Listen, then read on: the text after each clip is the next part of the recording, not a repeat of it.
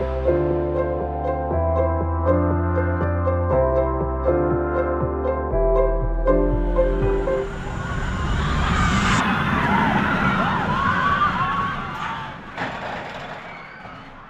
first thing I want to share with you is, which I find fascinating, and it's actually to me a huge mystery, if you think about it, because service, we all know what it is.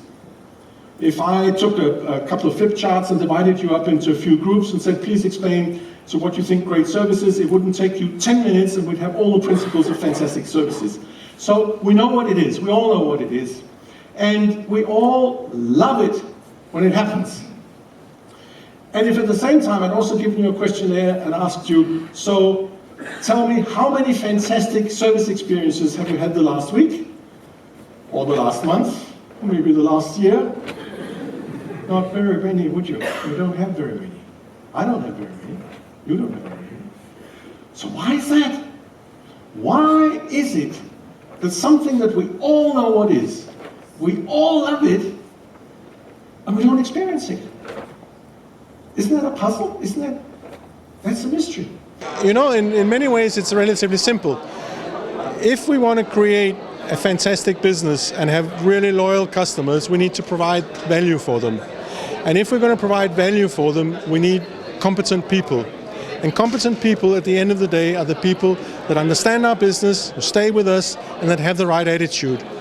So if we can create an environment where people really enjoy being and working, and not worried, then we don't need to worry so much about the customer satisfaction because it looks after itself. So the focus needs to be on creating the right environment. And this is what you call the service profit chain? That is the service profit chain. It's the full steps.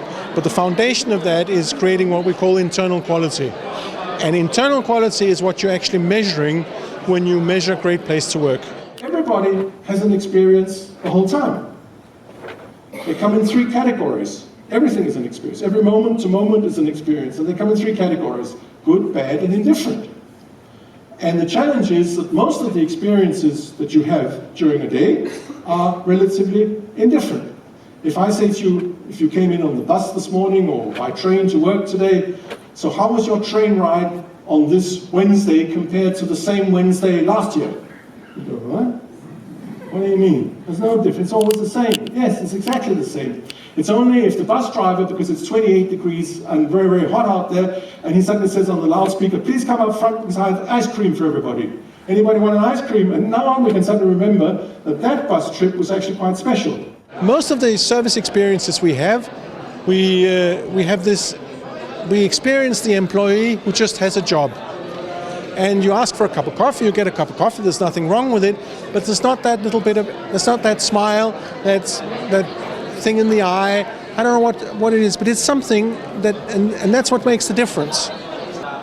What creates, and this is what I've also experienced when I've been here, what makes the experience special and different from all the other theme parks that is out here is the personal connection with a member of staff. It's when somebody in staff has the surplus energy, the attitude to make a connection with you, to actually solve your problem or help you, but you sense this person is actually interested in me as a customer.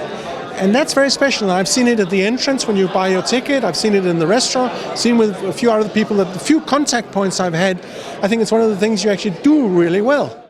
So in that sense, it becomes really important that we have people who are loyal. Loyalty meaning that they stay with us and that they care for our customers. It's a question of staying with us, but it's also a question of caring for the customers.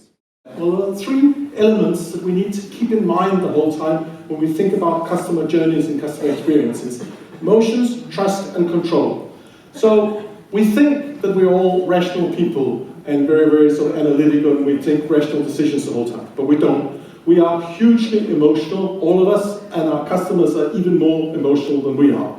So it's all about feeling and meaning and pleasure and enjoying ourselves. So we have to understand that. What you're suddenly seeing some industries that we haven't thought of as service industries before, who are suddenly realizing that even whether they make dishwashers or cars or airplane engines, which are traditional products, then if they're going to differentiate that, and make it a special, then they need to add service to that equation. And that means that we all have to realize that the level of service is going to go up around. The expectation of the customer is going to be more service. And that's going to put pressure on all of us to be even more service-oriented, in my view. So maybe for Liseberg, it doesn't just do it to put on an extra smile. Maybe we have to think about new ways of Yes. actually being even better in the service sector. The key here is we need to be thinking the whole time about the customer journey from the beginning to the end, and we need to think about these three components: emotions, trust, and control. How can we manipulate those, or how can we manipulate is not a nice word here, but how can we adjust those in order to create those experiences for people? That's what it's all about, essentially.